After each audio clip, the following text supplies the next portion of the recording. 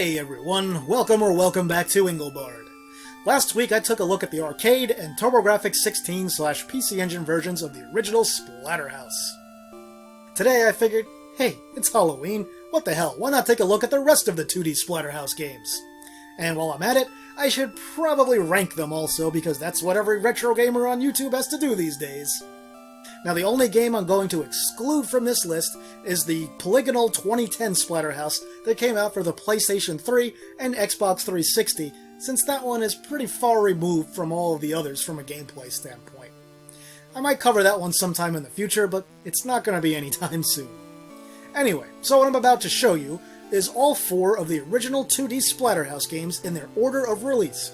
I'll tell you a little bit about the games, and then, when we're done with all that, I'll give you my ranking of them. The only thing left to say is, let's go! I'm going to just recap the first game quickly since I covered it in detail last episode. Namco released Splatterhouse into the arcade in 1988 and ported it to the PC Engine / TurboGrafx16 in 1990.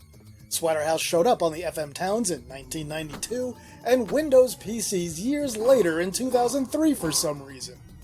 The game is an homage in many ways to the slasher and horror flicks of the 1980s, with protagonist Rick bearing more than a passing resemblance to Jason from the Friday the 13th movies.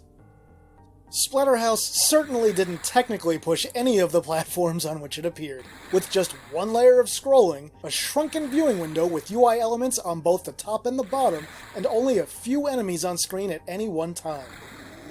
The arcade Namco System 1 board was capable of much more, and the FM Towns and Windows PCs in 2003 were capable of much more than that. As a game, Splatterhouse was alright. It's a real basic side-scrolling beat-em-up that takes place on a single horizontal plane. It's simple in concept, and the difficulty is pretty low, especially on the TurboGrafx16 / PCE. But it's a fun romp to undertake every now and then, with some interesting settings and music that ranges from discomforting to really good. Splatterhouse stood out from the crowd upon its release, as there wasn't a whole lot like it back in 1988 or even in 1990. It started a series that continued in kind of a strange way with the next game we'll be looking at, which is Splaterhouse Wanpaku Graffiti, aka SD Splatterhouse. This is the only game in the series that we didn't get in the US at the time it came out or close to it. And oddly enough, it was on the NES. Well, Famicom technically, since it was a Japanese-only release. You might think this is just a cutesified version of the original Splatterhouse. Well, stop that. It isn't. This little super deformed version changes up the gameplay a lot and transforms it into a platforming escapade that's heavy on satire. You'll find all kinds of things lampooned in this game, such as Michael Jackson's Thriller, the movies Aliens, Friday the 13th, Jaws, The Fly, and more. Visually, SD Splatterhouse is nothing special. It's a pretty basic looking NES game for the time it came out.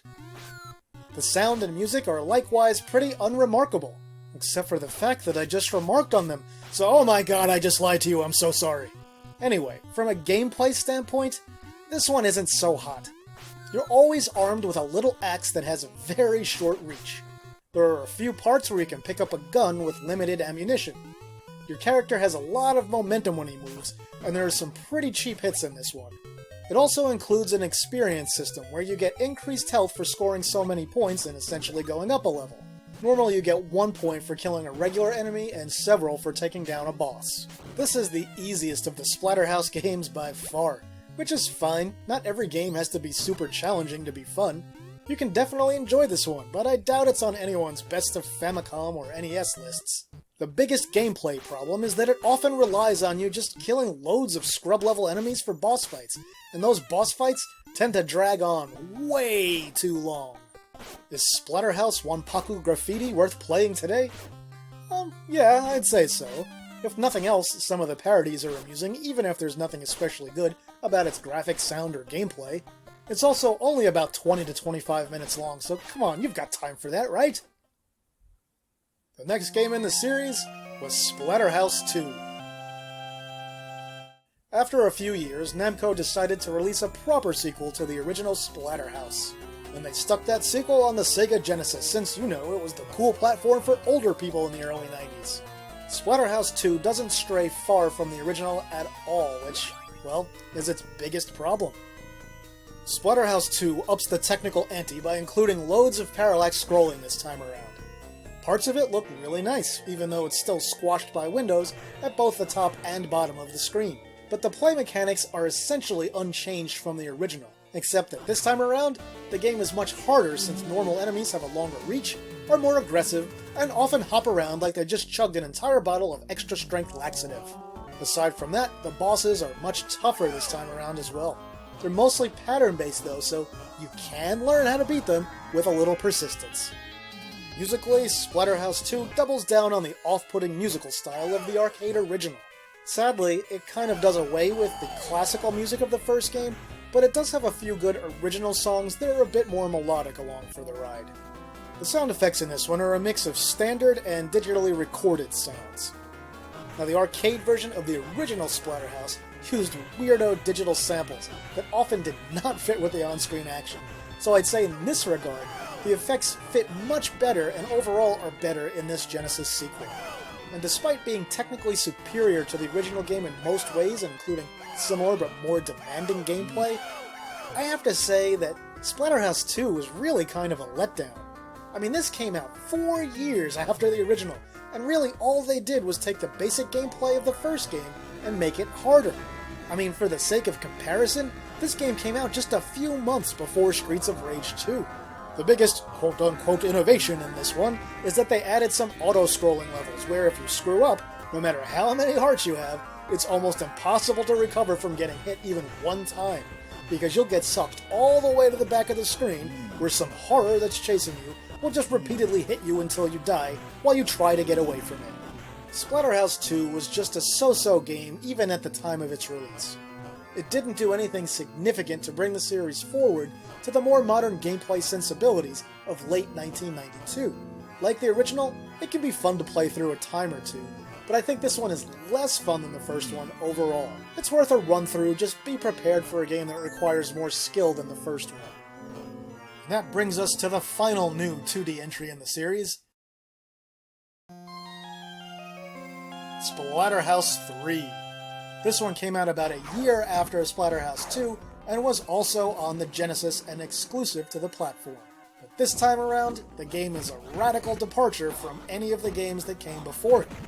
Splatterhouse 3 takes place in sort of a three-quarter side-view perspective, a la games like Double Dragon, Final Fight, and Streets of Rage. However, this game is a bit different from the typical brawler, and we'll talk about that shortly. First, don't wonder. I mean it! Don't do it! You'll be sorry! Yeah, there's a fair bit of English in this one, so be prepared for that. What are you preparing? You're always preparing! Just go! Just go. Yes, sir. Sir, shouldn't you sit down? Visually, Splatterhouse 3 is a pretty big departure from the first two main games in the series. Since it takes place pretty much entirely inside a mansion this time, there's no parallax, but the quality of the artwork and animation have been bumped up several notches. The black and white digitized cutscenes in particular look pretty amazing in this game. The music and sound are also a bit better than the second game, but again, it doesn't have some of those great classical tunes that were found in the first one. So Splatterhouse 3 looks and sounds great, so it's hands down the best in the series, right? Well, here's the thing. Some people really hate this game. I don't agree with them, but to a degree, I can kind of see where they're coming from. Why all the division among Splatterhouse fans? Well, I'll tell you. The most dangerous and scary enemy in this game isn't any of the horrendous monsters that you'll battle. No, dear viewers, the most horrifying, hideous opponent you'll encounter is the clock. Splatterhouse 3 is notorious for including a strict time limit in every level.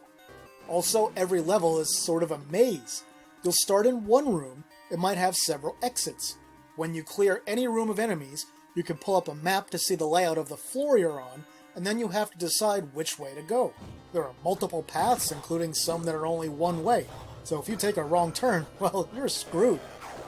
And the time limit is really, really strict. This game has 4 endings, and which one you get basically depends on whether or not you completed most levels within their super strict time limits. So if you're going for the best ending, it's possible that within the first few minutes of the game, you'll have already screwed that up and made it impossible, so why keep playing? And to make matters worse, when you get knocked off your feet, it soaks up a lot of time while you wait for Rick to get back up. And in some rooms, you'll deal with enemies that are basically designed to just keep knocking you down over and over again. Aside from that, just defeating all the regular enemies in any room in time can be a chore. You really have to work to make sure you're damaging more than one enemy at a time. This is a game where, if you don't know the best way to play it, it seems really, really unfair, and it can also seem impossible to finish levels in the time limits. Now, from a gameplay standpoint, what Splatterhouse 3 adds to the traditional beat-em-up formula is the ability for Rick to pick up orbs that will allow him to power up and eventually transform into some sort of Hulk-like figure that hits harder and can choke enemies out. Generally, you want to save this for the bosses, or use it in rooms where you know you'll get more orbs before you reach the boss fights. Splatterhouse 3, because of its nature, also removes the light platforming elements like jumping over pits that were present in earlier games in the series. This one is a strict beat-em-up. I feel like Namco should have ditched the time limit, the stupid poltergeist rooms, added a few more moves, some environmental things like pits or elevated ground, and even a second player. Now, even without those things, I don't think Splatterhouse 3 is a bad game. It's just one that demands a lot of skill and a lot of replaying to truly master it so you can reach the best ending. It's definitely doable, but it's going to take some work. Splatterhouse 3 is certainly not perfect, and it pales in comparison to some other beat-em-ups on the system, like Streets of Rage 2. But hey, it can be fun to Hulk out, choke a gruesome monster a few times, and then finish him off with a good, wholesome punch to the nuts. I mean, what more can you ask for? And thus completes our stroll down 2D Splatterhouse memory lane. So which of these games is the best then? Well, while it may be slightly controversial, I'm gonna have to go with Splatterhouse 3. It just looks, sounds, and plays a little bit better than all of the other games in the series, and is a little bit more modern than the others from a 2D gameplay standpoint. Now, I had to fight off the nostalgia in me that really wanted to pick the original, but I have to admit that Splatterhouse 3 is just a better game than that one. So, oh yeah, you wanted to see all these things ranked, right? So let's do that. Number 1, Splatterhouse 3. Number 2, the original Splatterhouse. Number 3, Splatterhouse 2. And then bringing up the rear in 4th place is Splaterhouse Wanpaku Graffiti. Now, I know there's a lot of love for SD Splatterhouse out there, and its cutesy-wootsy little take on the genre. But here's the thing. While Splatterhouse 1 and 2 are really basic for 2D side-scrolling beat-em-up, I feel like SD Splatterhouse is even more basic than that for a 2D platformer on the NES released in 1989, which is what secured its 4th place finish in this list. But enough about what I think. What do you guys think? Let me know how you would rank the Splatterhouse games in the comments. And that brings us to the close of another video, my retro gaming friends. If you enjoyed the video, please toss it a like and share it online somewhere. And if you haven't yet, hey, come on, subscribe and hit that notification bell so you'll know as soon as another video comes out. I mean, what have you got to lose besides precious minutes of your valuable life? With that, I'll say thanks for watching, and see me later.